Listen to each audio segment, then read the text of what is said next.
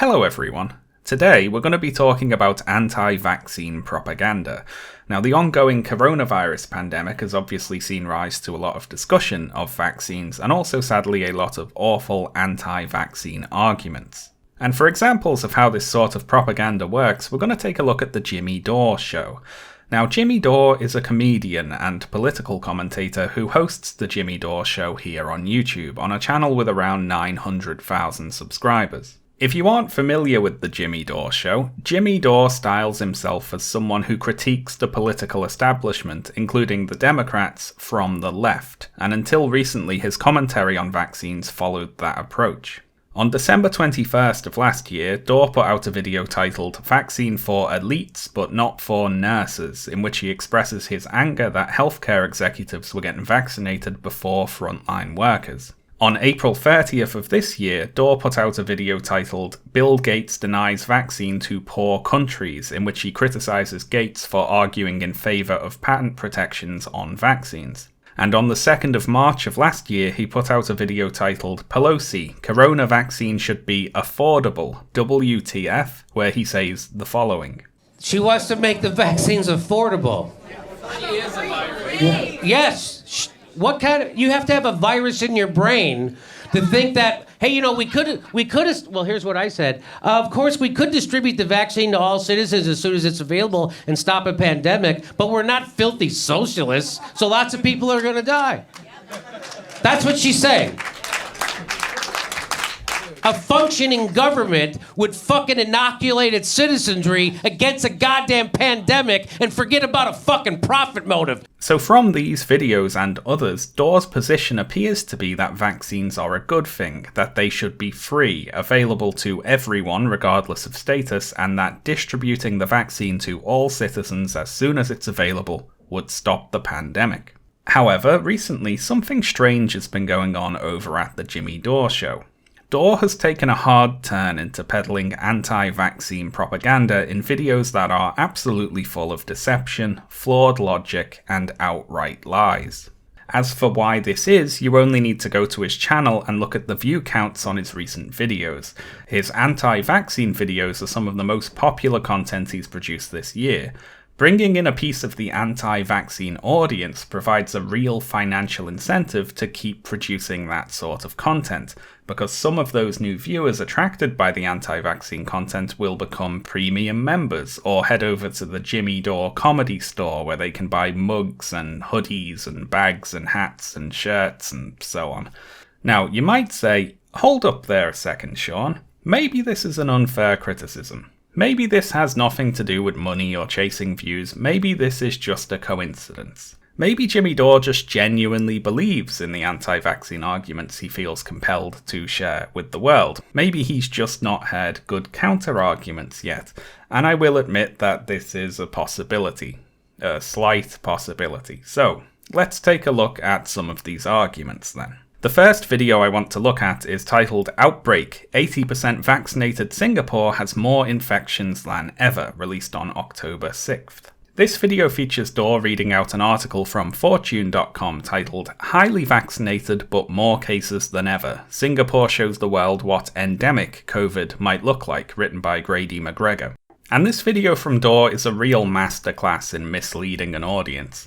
And to see what Dore does here, we're going to read this article along with him and see how he represents it. So, the article starts out, "Highly vaccinated Singapore is battling a record wave of COVID-19 infections just as the city plans to reopen to the world. But Singapore's 80% vaccination rate has kept severe cases and deaths down, potentially proving that living with the virus versus trying to eradicate it is the surest path out of the pandemic." Now, here's how Jimmy Dore starts reading the article. On Monday, Singapore recorded 1,647 cases of COVID-19, bringing its 7-day daily average to 1,545 cases, higher than any other previous wave of the pandemic. So what he did there was skip the first paragraph, the one that states that Singapore's high vaccination rate has kept severe cases and deaths down, and he started reading at the second paragraph talking about the recent increase in COVID cases. So he's avoided mentioning the positive effects of the high vaccination rate there. But let's not draw any conclusions right now. So, following this sentence read out by Dore, the article says, but even as cases soar, COVID-19 deaths in Singapore have remained low. The city-state of 5.7 million people has averaged 3 deaths per day in the last week. Singapore's saving grace is its high vaccination coverage. So let's hear Jimmy read that. And they're super vaccinated in Singapore. We're going to find experts say Singapore's climbing cases, more than half of which are in vaccinated individuals. Hang on, where is he? Oh, he skipped down to here, the sentence that starts out, experts say that Singapore's climbing cases and so on. So that's twice now that he's skipped mentioning the positive effects of vaccination. Now, the sentence following this one also mentions Singapore's low death rate. It says, as long as deaths remain low, Singapore can set an example for how other countries, especially those that have maintained zero tolerance for COVID-19, can emerge from the pandemic. So let's listen to Jimmy read that. Singapore has now fully vaccinated over 80% of its population, one of the highest rates in the world. No, he's gone again. Now he's back up here, having expertly dodged multiple separate instances of the article directly praising Singapore's high vaccination rate. The best that Jimmy Dore manages is showing this one reference to, quote, widespread immunity, but he does not make clear, as the article does, that this widespread immunity is due in large part to the high vaccination rate. And this is how Jimmy reads out the rest of the article. Well, no, he's not reading the article, really. He's picking particular sentences out of it in order to present a biased view of it. This is an article about how Singapore's high vaccination rate has kept deaths low even as virus cases increase as the country eases lockdown restrictions. It's a success story.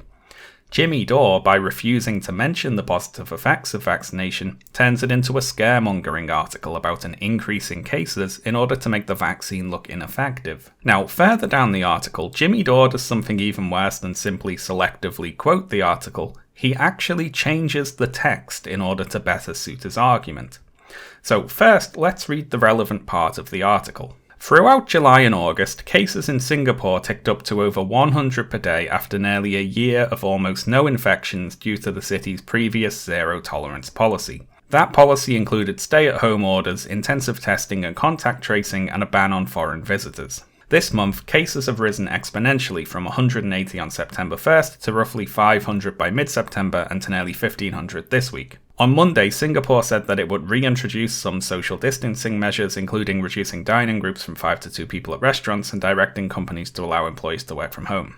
Singapore's government said the measures will be in place for at least 1 month to prevent the healthcare system from being overwhelmed and to allow the city to scale up services to help infected patients recover at home. So what's happened here, according to this article anyway, is that Singapore had very strict lockdown measures and a low number of coronavirus cases. Once a large percentage of the country was vaccinated, however, they started easing those lockdown measures, which led, of course, expectedly, to an increase in cases. But since the country has a very high vaccination rate, the number of deaths remained low. The vaccine, of course, does not make you completely immune from catching the virus, but it does make it much, much less likely that you will develop serious symptoms or die as a result of catching the virus. However, Singapore is still wary of overloading its hospitals, so is planning to reintroduce lockdown measures as needed in order to control the number of cases. This all makes perfect sense. Very strict lockdown orders, then a high vaccination rate, then a lifting of those orders leading to increasing cases, with some orders reintroduced in order to avoid overwhelming healthcare capacity. This is not too hard to follow, you'd think. But Singapore's growing caseload has raised alarms, nonetheless, because of the speed at which cases have climbed. Despite policies including stay-at-home orders, intensive testing and contact tracing, and a ban on foreign visitors. And 80% of them are vaccinated, they're having the biggest outbreak ever. Now, sharp-eyed viewers will have noticed that what Dore just read out is not what the article says. And let's look at them side by side here. The article says, throughout July and August, cases in Singapore ticked up to over 100 per day after nearly a year of almost no infections due to the city's previous zero-tolerance policy. Emphasis on the word previous there. Then it goes on to say that policy included stay-at-home orders, intensive testing, and so on. Jimmy Dore's text says the speed at which cases have climbed despite policies, including stay-at-home orders, intensive testing, and so on. He snips out the sentence, making it clear that these policies were the previous policies, the policies that were lifted, and he puts the word despite in there. Now, the word despite is not in this paragraph in the original article, and this makes it seem like these policies are current, ongoing policies. He's rewriting what the article says to make it say something different. Now, I'd like to pause here and ask a question to any fans of Jimmy Dore's content that might be watching this video. Now, I know that the response to me saying Jimmy Dore produces anti-vaccine content will be to say, no he doesn't. Dore doesn't directly tell anyone not to get the vaccine. He got the vaccine, and he says that you can get the vaccine if you like. You know, he's not anti-vaccine, he's just asking questions. He's just got some concerns. He's just reporting the vaccine news. Now, my question is, if this was true, if Jimmy Dore really was just innocently asking questions and provoking debate, why does he need to lie? Why is he selectively quoting the article to avoid mentioning the positive effects of vaccination? Why is he editing the text of the article to make lockdown measures seem ineffective? If he was just reporting the news, he would just read out the article in full, right? If he's just asking questions, why not ask, why does Singapore have one of the lowest COVID death rates in the world? And the answer is because Jimmy Dore is trying to present a biased view of vaccines. He is producing content specifically to attempt to draw in an anti-vaccine audience. He's just doing it with plausible deniability because he doesn't want to be banned by YouTube. But let's be fair here. Maybe you're thinking, well, okay, the way Jimmy Dore read out that one article was a bit dodgy, but I'm not ready to brand him a liar over it. I need more evidence for that. So, okay, how about this? On the 14th of October, the site healthfeedback.org published an article that was critical of Jimmy Dore's statements about COVID-19. And in particular here, we're interested in their criticism of his statements about the drug ivermectin.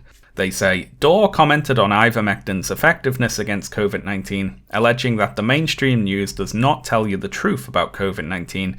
They lied to you about ivermectin, said it was not a human medicine when it won the Nobel Prize for Human Medicine in 2015. While it is true that ivermectin is used in humans and that the scientist who discovered it won a Nobel Prize, what Dore didn't tell his viewers was that neither of those facts have any bearing on whether ivermectin is effective against COVID-19 specifically.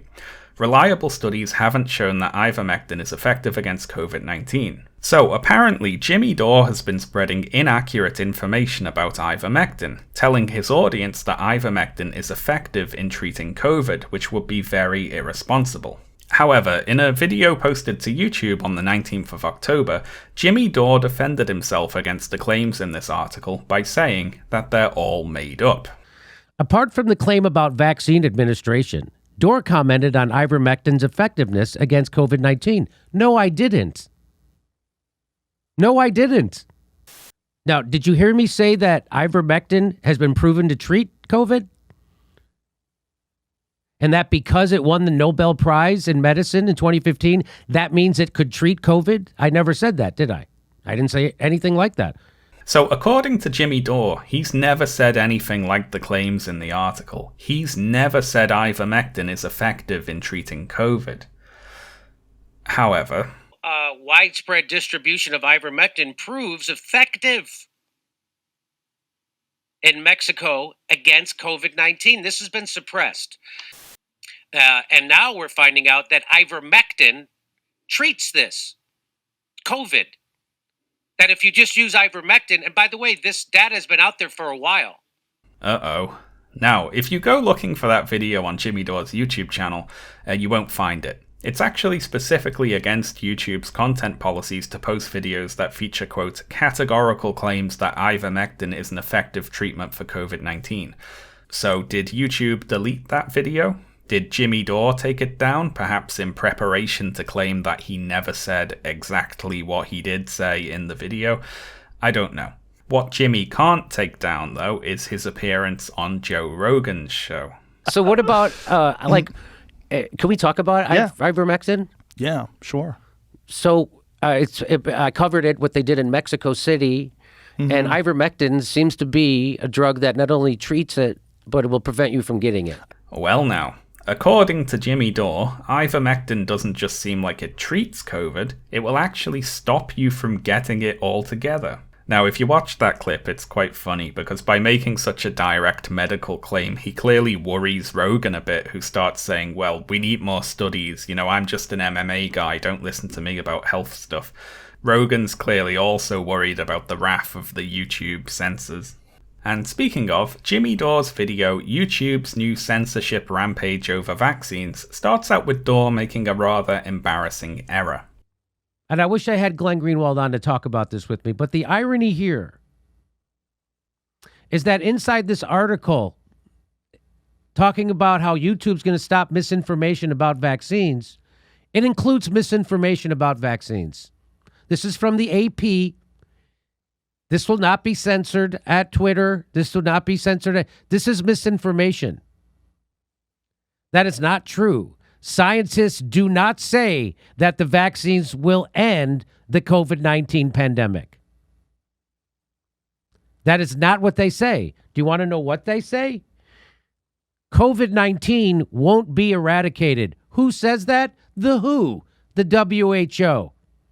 The World Health Organization says that. The AP is misinforming you. So do you understand why there shouldn't be censorship ever? So Dore first shows this article from the AP, which states that scientists say public acceptance of free immunizations will end the COVID-19 pandemic. Then he shows this article from thehill.com, which states global health experts say COVID-19 won't be eradicated. Now, Dore treats these quotes as if they're contradictory, and goes on for several minutes about how this proves the press is lying to you and you can't censor independent voices like his, and so on. However, he's made a mistake here, because these two quotes are not contradictory. Ending the current COVID-19 pandemic can be done without eradicating COVID-19, because the word pandemic describes the state, not the existence of the virus. With sufficient resistance to the virus, the worldwide pandemic would end, even if the virus itself continues to circulate. And one of the best ways to increase a population's resistance to the virus is widespread vaccination. Now, you'd think Jimmy Dore would know this, since as we saw earlier, he stated last year that distributing the vaccine to all citizens as soon as it's available would stop the pandemic. Now, this either means that Jimmy Dore believes that ending the pandemic necessarily entails entirely wiping out the virus, and I don't believe he's that clueless, or it means that he did understand that widespread vaccination could end the pandemic as he stated, and he's just decided to forget that information for some reason. Next up, I want to give an example of how bad scientific practices can give rise to anti-vaccine myths. So let's start with the Jimmy Dore video study, vaccines being administered incorrectly, and we will track this claim back to the source. So in this video, Jimmy Dore is arguing that the way COVID-19 vaccines are administered is incorrect and dangerous, and he does this by watching and repeating the arguments of a different YouTube video, that being inadvertent intravenous injections from a YouTuber called John Campbell. In that video, Campbell is reading out the study Intravenous Injection of Coronavirus Disease 2019 mRNA Vaccine Can Induce Acute Myopericarditis in Mouse Model. So what did this study investigate? Well, the COVID-19 vaccine is an intramuscular or IM injection, meaning it's injected into a muscle, typically the deltoid. This study attempts to discover what would happen with an intravenous or IV injection of the vaccine, meaning it's injected directly into the bloodstream. So they injected some mice with the vaccine, some with IM injections, some with IV injections.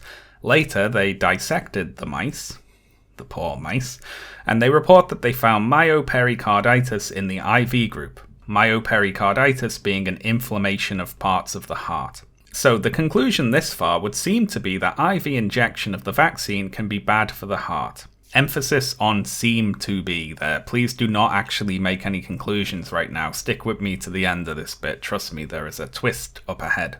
Now, of course, in humans, the vaccine is injected in a muscle and not intravenously, so we might say, what's the problem, right? Just don't inject it intravenously and we're okay.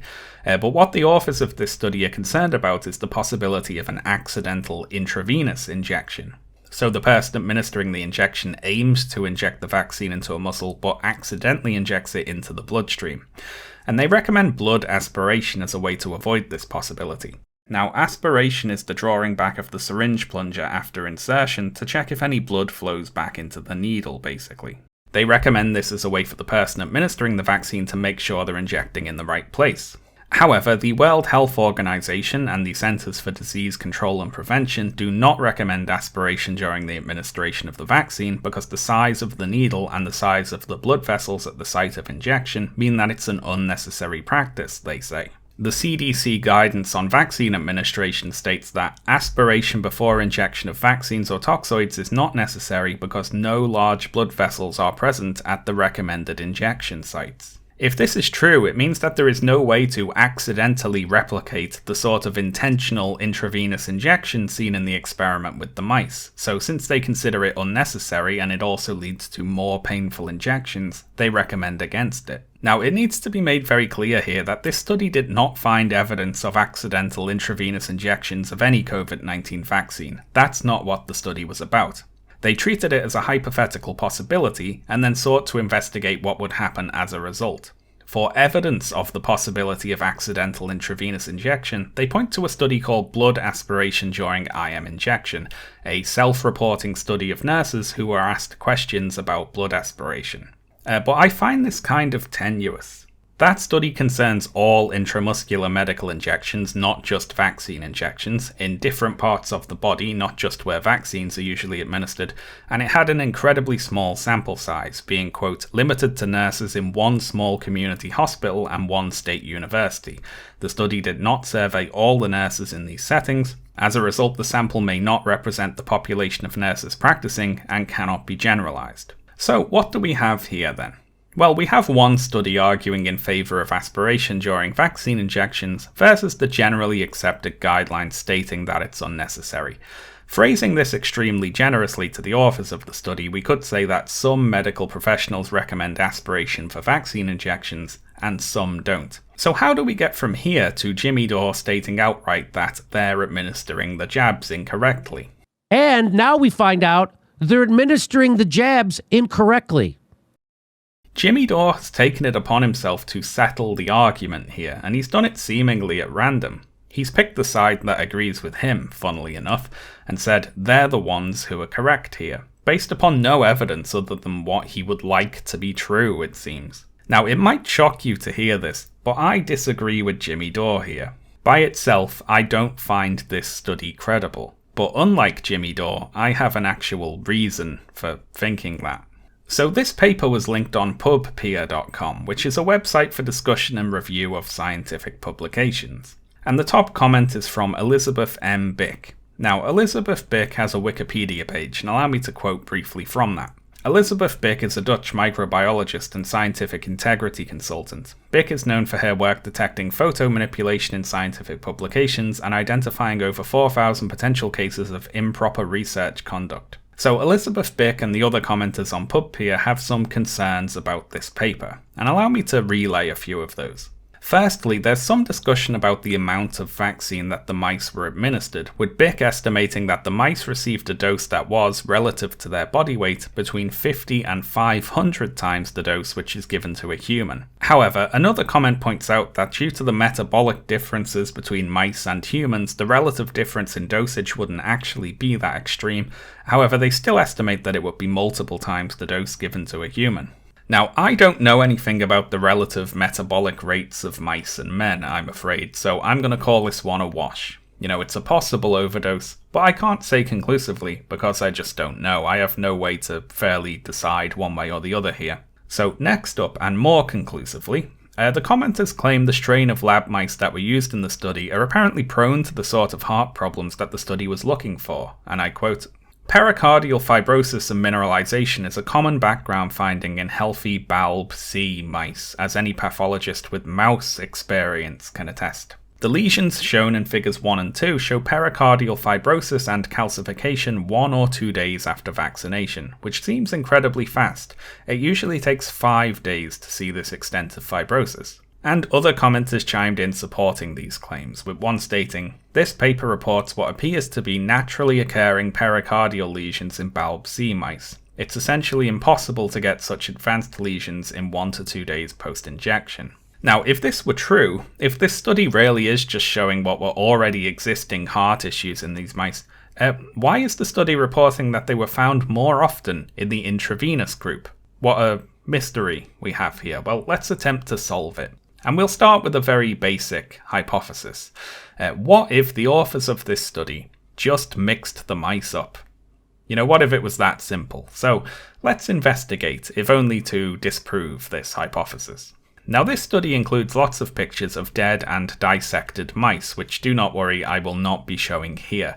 What I will be showing is scans of their heart tissue, such as this one, figure 2, which shows, quote, blue-stained thickened visceral pericardium over the right atrium and ventricle at 1 dpi of IV vaccine, which became more prominent at 2 dpi, that's days post-injection there. So this scan in figure 2a shows a heart from the group which was given the intravenous mRNA vaccine, and the authors identify what they say are problems with it. So let's take a look at how this compares to a scan of a heart from the group of mice who were given the intramuscular injection.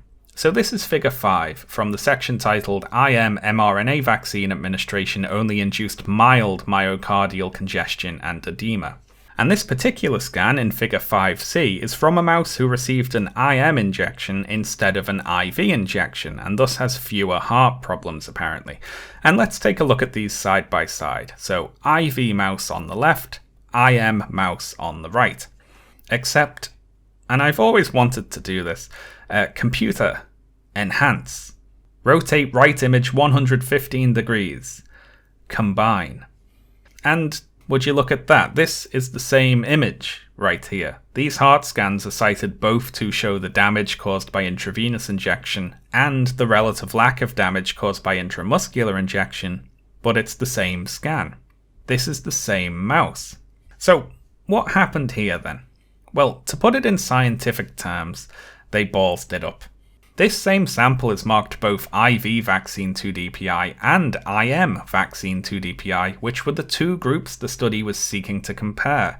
So they've mixed something up somewhere clearly, and props to Elizabeth Bick and the commenters over at PubPeer for spotting this, of course. Now, what this means is that the results of this study are suspect now. How many other samples did the authors of this study accidentally put in the wrong groups? I don't know, and nor does John Campbell or Jimmy Dore. All we can conclusively learn from this study is that the study should probably be performed again. Now, to be fair, you might argue that maybe I'm overplaying this one mistake. After all, it is only one mistake, and another counter-argument could be that the strain of mouse doesn't matter too much either, even if they are prone to heart problems, because with a large enough sample size, those problems, and the occasional mistake, wouldn't impact the overall data too much. It would all come out in the wash. So, what sort of group sizes are we looking at with these mice? Well, 6 mice, for instance, in the 2-DPI IM group. So, and this is something important to remember beyond this one study, by the way. If you ever hear that this or that was found in 50% of tested mice, that could be only 3 mice. One of which in this particular study ended up in the wrong group somehow. What we're seeing here is bad science getting picked up and repeated by anti-vaccine propagandists.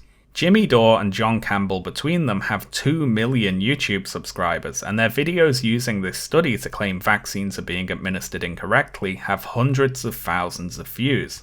And a lot of those viewers are going to go away, and all they'll remember and possibly repeat to other people is, well, I saw a video about a study that said vaccines damage your heart. Pointing out the fact that there were major problems with the study is all well and good, but it feels like the damage has already been done at this point.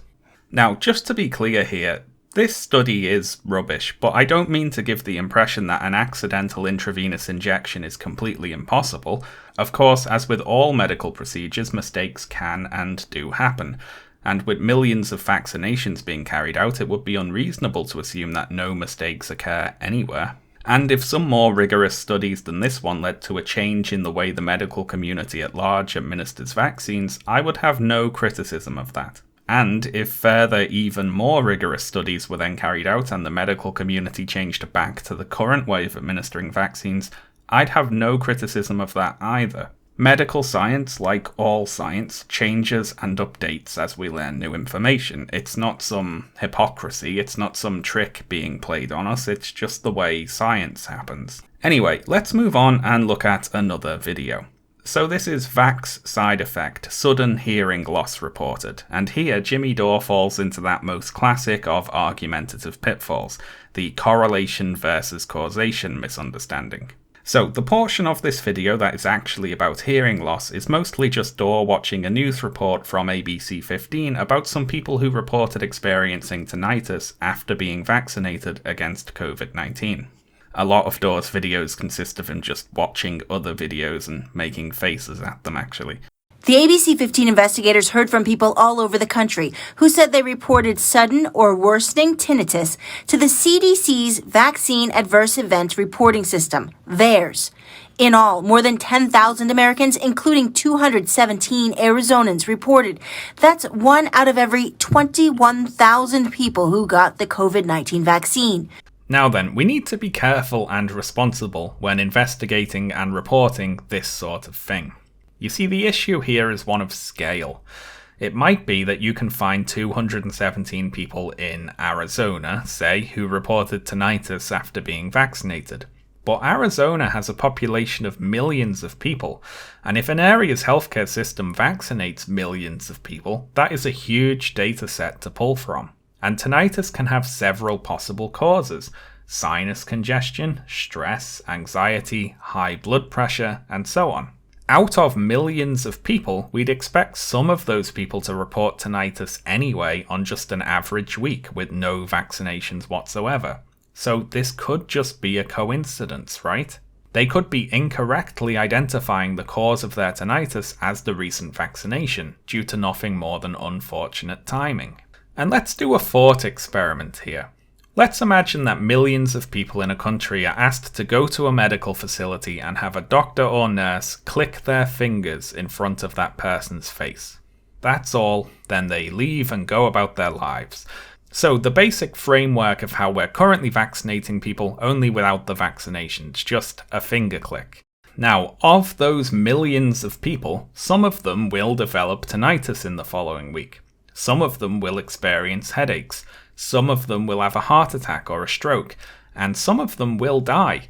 But none of that will have anything at all to do with the finger click. It would be a coincidence. Because we have millions of people experiencing an event, we have millions of chances for tinnitus and headaches and heart attacks to happen. But people, as a rule, aren't very good at thinking in terms of very large numbers. You'd only need a dozen or so people having heart attacks within a week of the finger click to build an alarmist narrative about finger clicks causing heart attacks or whatever.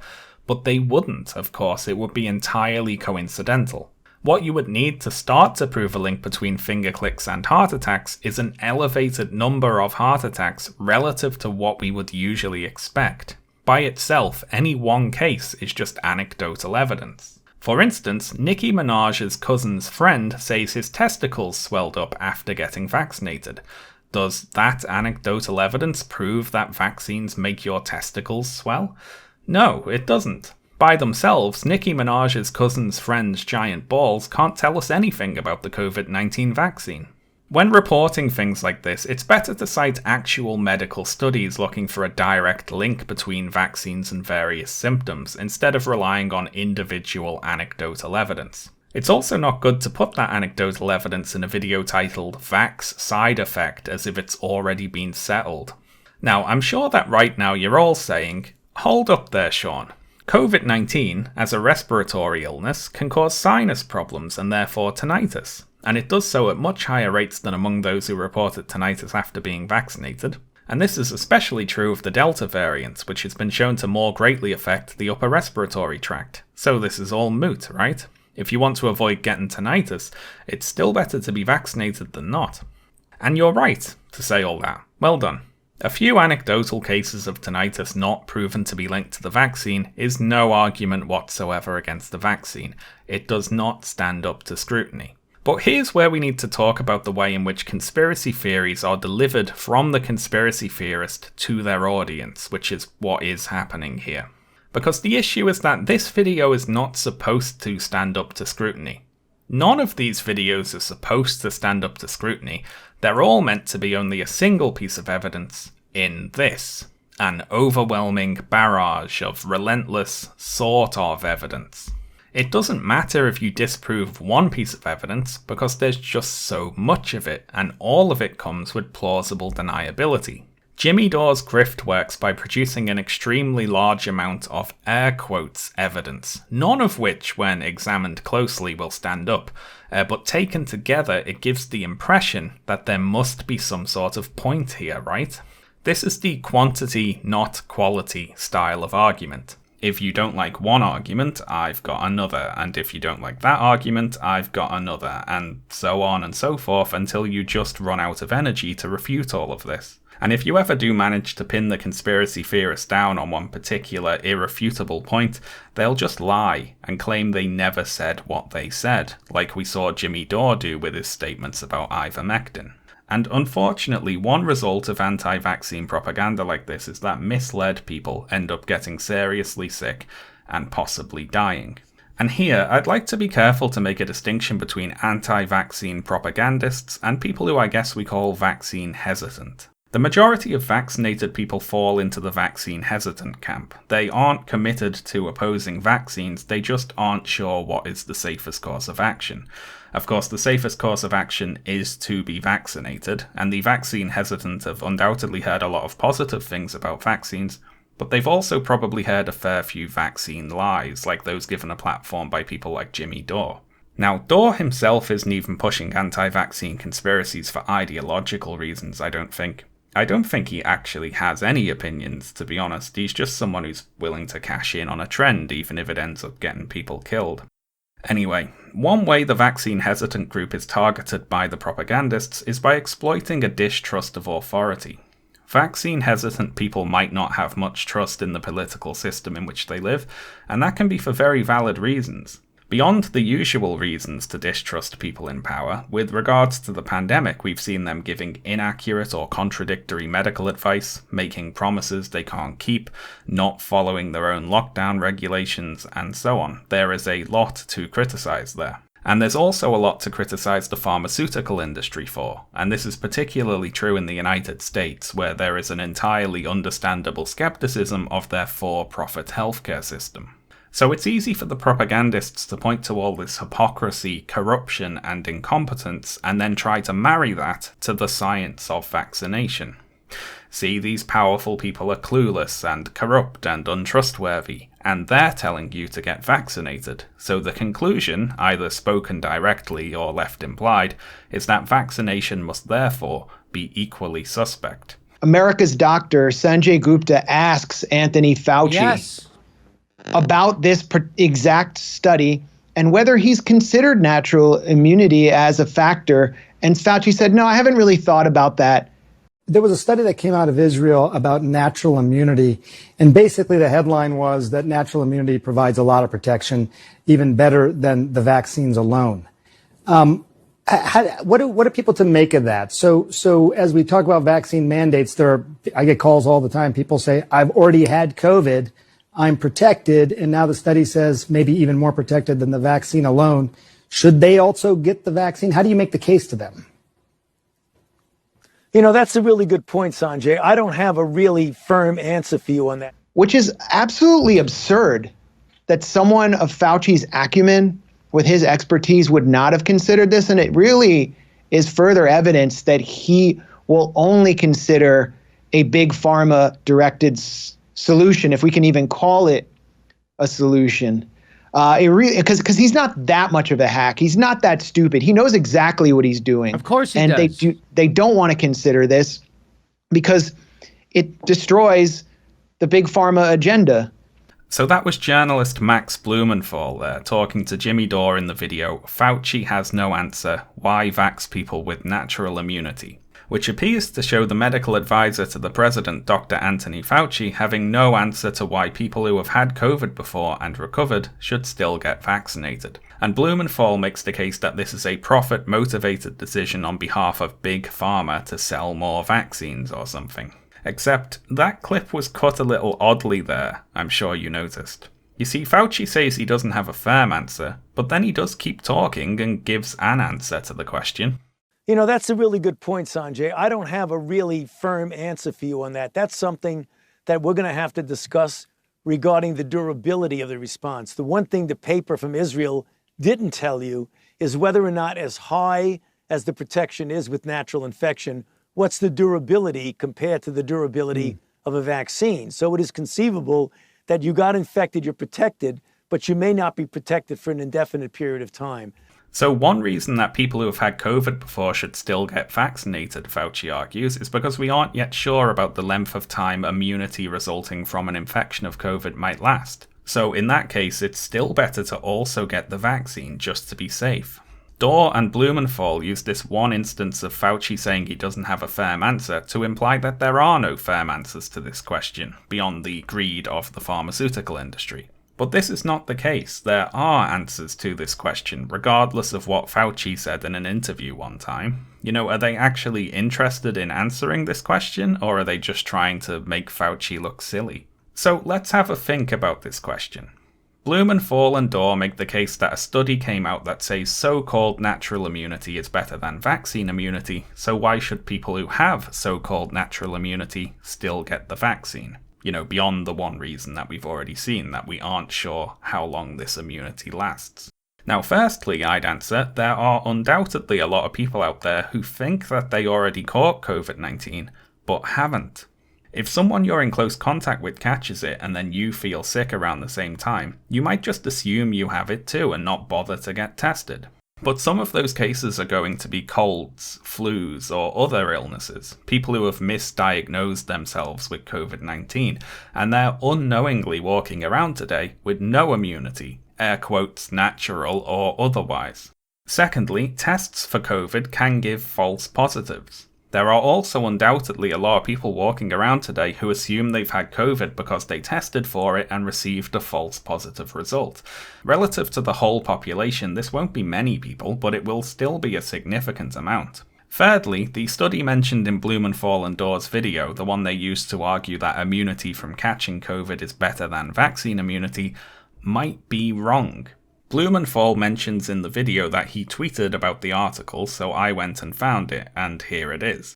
Bombshell preprint study of 76,000 COVID subjects demonstrated that natural immunity, so on and so forth. Now, what you might notice here is the word preprint. The study mentioned is comparing SARS-CoV-2 natural immunity to vaccine-induced immunity, reinfections versus breakthrough infections. And if we go to where the study's hosted, right underneath the title it says, "This article is a preprint and has not been peer-reviewed. It reports new medical research that has yet to be evaluated and so should not be used to guide clinical practice." And if we click on that "what does this mean" link, we get a page explaining that preprint studies, quote, "have yet to be evaluated by the medical community and the information presented may be erroneous." So this study compares individuals from three groups. Those who have had COVID and recovered from it but are not vaccinated, those who have had COVID and recovered from it and are vaccinated, and those who have just been vaccinated. And its findings, remember it's early, preprint, not peer-reviewed findings, are that so-called natural immunity is better than vaccine immunity alone. They come to this conclusion because they find more breakthrough cases reported from COVID tests in the vaccinated group than in the natural immunity group. So let's talk about a few ways a study like this might come to some incorrect or exaggerated conclusions. Firstly, there's the usual limitations. It only concerns one type of vaccine, it only concerns the Delta variant of COVID, and so on. But I want to think about possible differences in behaviour between the groups that were compared. As the study itself says, our results might be affected by differences between the groups in terms of health behaviours, such as social distancing and mask wearing, a possible confounder that was not assessed. And another health behaviour that might bias the findings of a study like this is willingness to get retested for COVID. Because this study is reporting results largely from voluntary tests for COVID. It's possible that individuals who are vaccinated are more conscious of the public health, more personally concerned about catching COVID and passing it on, and thus are more likely to get tested in the first place. Maybe people who have had COVID once and not bothered to get vaccinated are more likely to think that they don't have to bother with retesting for COVID either, since they've already had it. A lot of asymptomatic or mild cases of COVID might therefore be being missed in one group, but picked up in the other. And the study itself comments on the possibility of missing asymptomatic infections, saying, additionally, as this is an observational real-world study where PCR screening was not performed by protocol, we might be underestimating asymptomatic infections, as these individuals often do not get tested. Also, if we attempt to use this study to dissuade vaccination, we commit a different type of sampling error. Because in terms of whether or not you should get vaccinated, the groups being compared by the study are not fit for purpose. The study defines one group as previously infected individuals who have not been vaccinated. But for our purposes here, this isn't accurate. The group is actually previously infected individuals who have not been vaccinated and survived catching COVID the first time, if you follow. If you're wanting to know if you should get vaccinated, this group is not a fair comparison to the vaccinated group because it's excluding those who caught COVID and did not recover. The individuals in this group have been filtered already. They've had to pass a relevant health check, that being if you get COVID, will you die and therefore not be able to be retested in the future? Those at most risk if they catch COVID, the people least likely to have asymptomatic cases, the people most likely to end up hospitalized, they've been excluded from this sample already. You can't compare these two groups by saying, look, the unvaccinated people are healthier, so don't get vaccinated, because you're not counting all the unvaccinated people who aren't around to get retested. Now, did these possible biasing factors actually influence the results of the study? Well, I don't know, honestly. It's a preprint study. It hasn't been peer-reviewed. But to be clear here, the study not being peer-reviewed yet doesn't mean it's wrong, necessarily. Preprint studies can be very useful, but what we can't do is say with any degree of certainty that it is correct. I wouldn't bet my life or my health on it being correct, and nor should anybody else. But for the sake of the argument, let's imagine this study is entirely correct. Now, what would it mean if this study was entirely correct?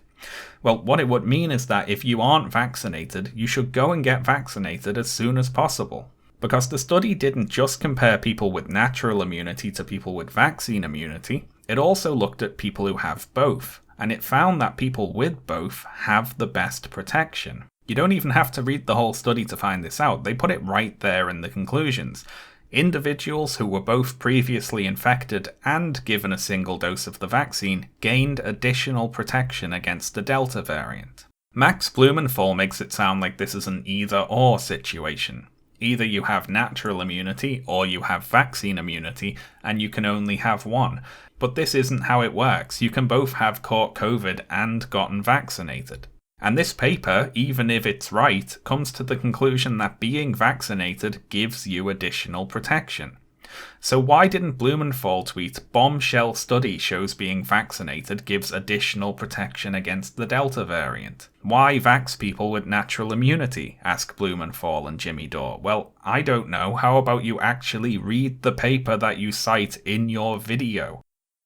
That might be asking a bit much, though, on YouTube. Thanks a lot for watching today, folks. But before I go, a general disclaimer. Please do not take medical advice from YouTube videos, particularly a ranty comedian's YouTube videos. As a YouTuber myself, I know hundreds of different ways that we can manipulate facts, present biased narratives, and just lie to you, and get paid doing it.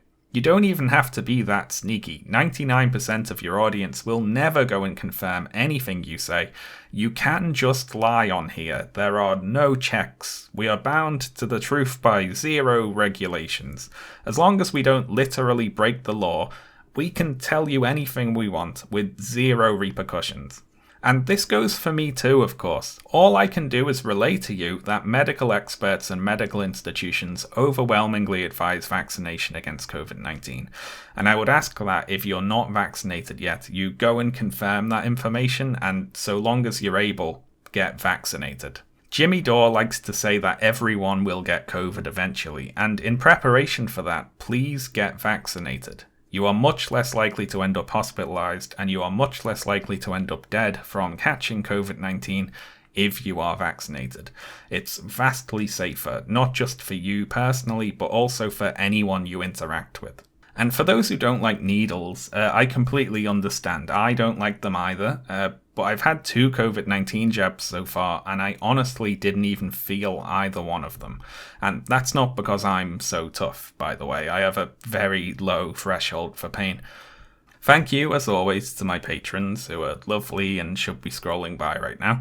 I'll leave a link to my Patreon in the video description if you'd like to check it out. Right, that's all from me today, folks. I'll see you next time.